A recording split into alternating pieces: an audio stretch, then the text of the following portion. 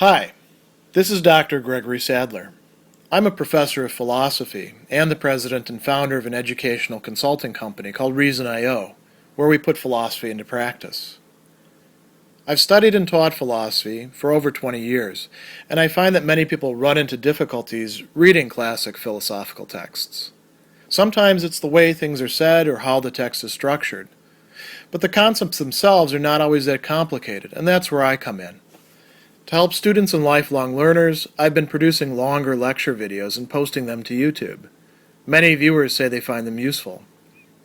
What you're currently watching is part of a new series of shorter videos, each of them focused on one core concept from an important philosophical text.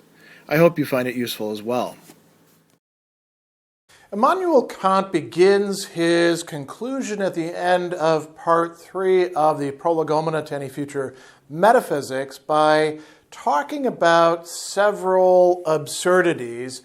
Ungereimheit is the term that he uses for absurdity there. Quite literally, things that don't rhyme, things that don't jibe together, and then it comes by extension to mean something that's nonsensical or absurd. And none of these are nonsensical in that we can't make any sense of them at all, but they're all kind of mistakes. They become absurdities when we think them through.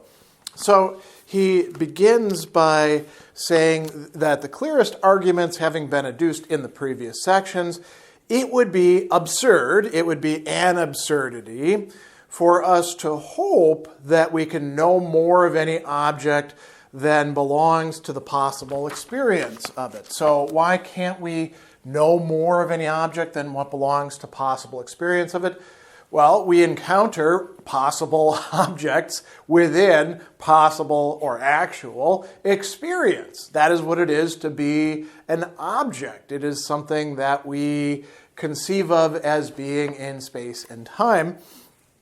Then he goes on and he says, or lay claim to the least knowledge of how anything not assumed to be an object of possible experience is determined by the constitution that it has in itself. So we can't actually penetrate to the things in themselves. They lie outside of experience by the very nature of what they are, and so we can't apply the categories and concepts that we use for experiential matters to them. Or we can, if we want to wind up in absurdity, right? And then a bit later, he's going to talk about other greater absurdities. He says it would be, on the other hand, still greater if we conceded no things in themselves. So even though we can't know anything about the constitution of things in themselves, even though we can't know more of any object than what is contained in possible experience, nevertheless, we're stuck saying that there are things in themselves.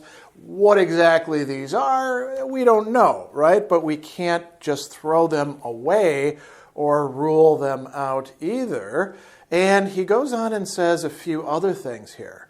If we were to declare, and then there's 3 things that he notes, our experience to be the only possible mode of knowing things. So we can't restrict knowledge or cognition to only experience, or our intuition of them in space and time to be the only possible intuition. Other modes of intuition are perhaps possible, maybe even to some degree imaginable, if not conceivable. And now notice that last one, our discursive understanding to be the archetype of every possible understanding. Kant is holding out the possibility that maybe our seemingly completely universal understanding is not such, right? And then he goes on and says, and to have the principles of the possibility of experience taken for universal conditions of things in themselves. And this is something he's talked about before.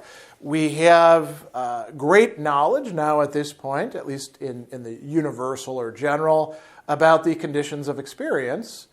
things in themselves, we cannot apply that knowledge that we have to the things in themselves and say, aha, we've got this. And this is what dogmatism actually does, which leads then to skepticism, right?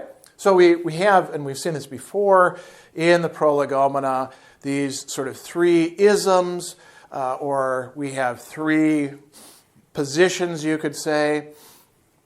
Dogmatism, which is committing the person who's making the claims to more than they actually do know. Skepticism, which arises as a counter to dogmatism, both in Kant's own view, sort of ahistorically, and also historically as well.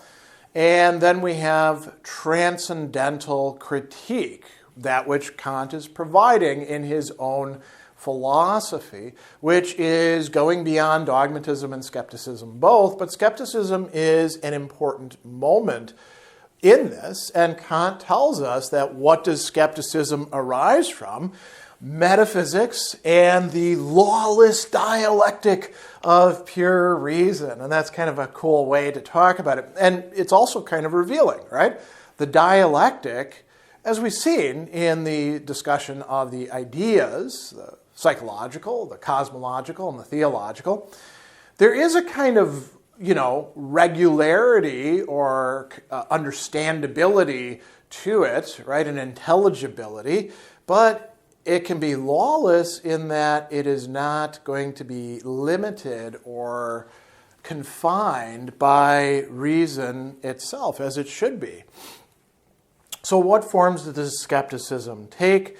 He says that, our principles which limit the use of reason to possible experience might become transcendent on the limits of our reason, be set up as limits of the possibility of things in themselves. He brings up Hume's dialogues on natural religion as an illustration of this.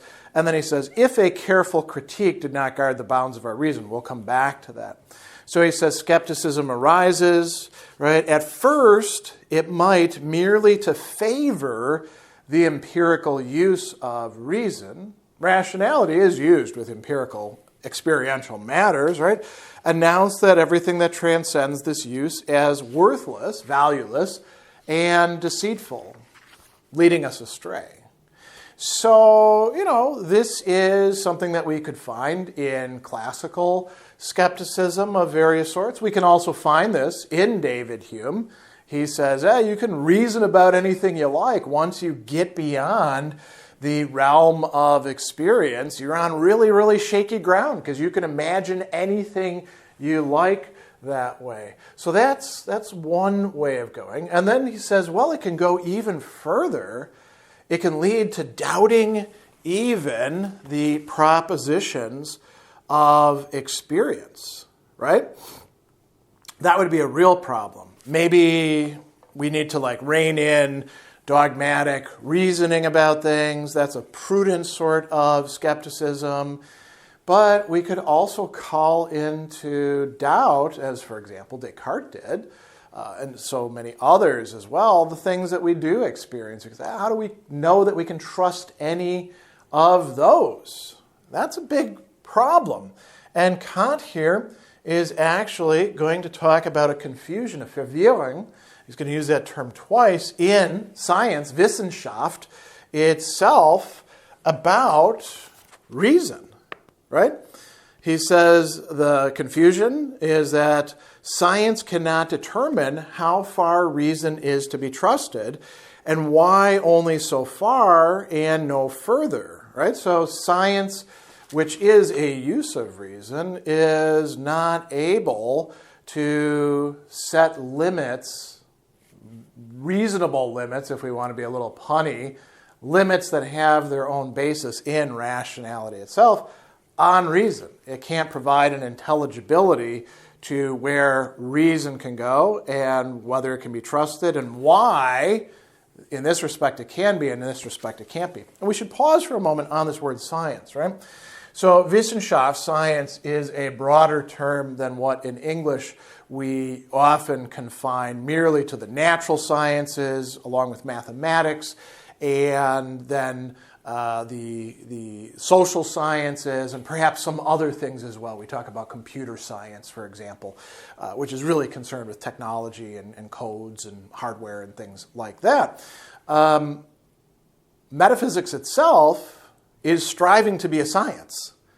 So Kant here is using science in a broader sense, and this would actually lead to science in the very broad sense being able to, rework what's previously been dogmatic metaphysics into something that could be satisfying.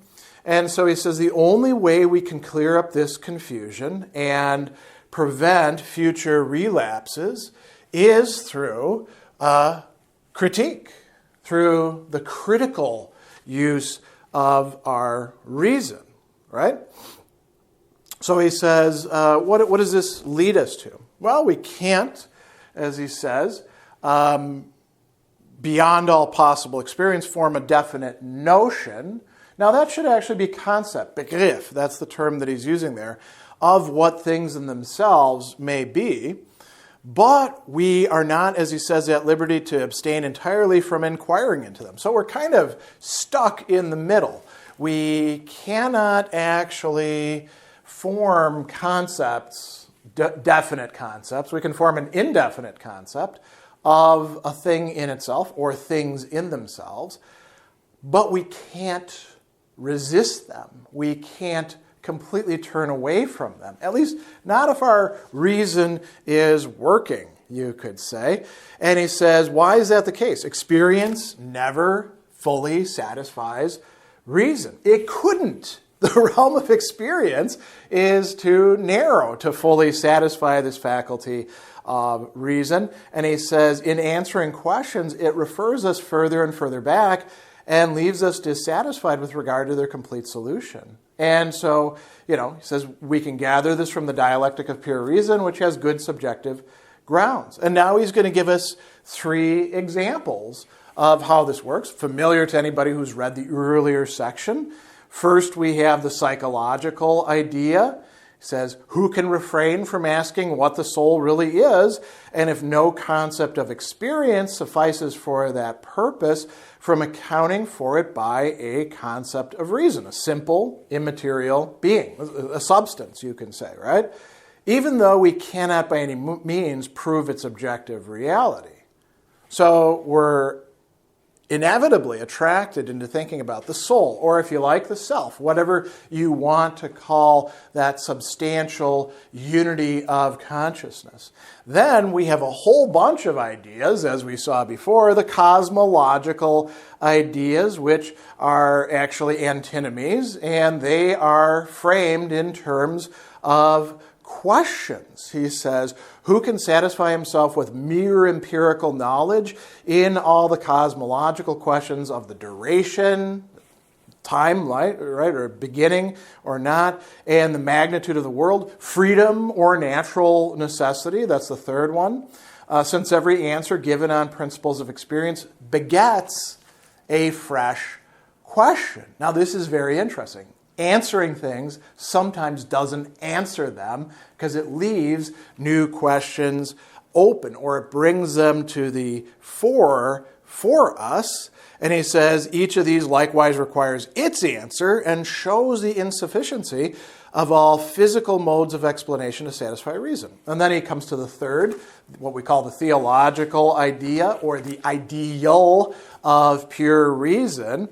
He says, who does not see in the thoroughgoing contingency and dependence of all his thoughts and assumptions on mere principles of experience the impossibility of stopping there? Who does not feel himself compelled, notwithstanding all interdictions against losing himself in transcendent ideas, to seek rest and contentment beyond all the concepts which he can vindicate by experience in the concept of a being, the possibility of which cannot be conceived, but at the same time cannot be refuted because it relates to a mere being of the understanding, and without it reason must needs remain forever dissatisfied. So all these ideas that form part of the dialectic of pure reason inevitably arise for us, and the goal here then is to look at them in a critical manner. And part of that is not trying to actually resolve them and explain them away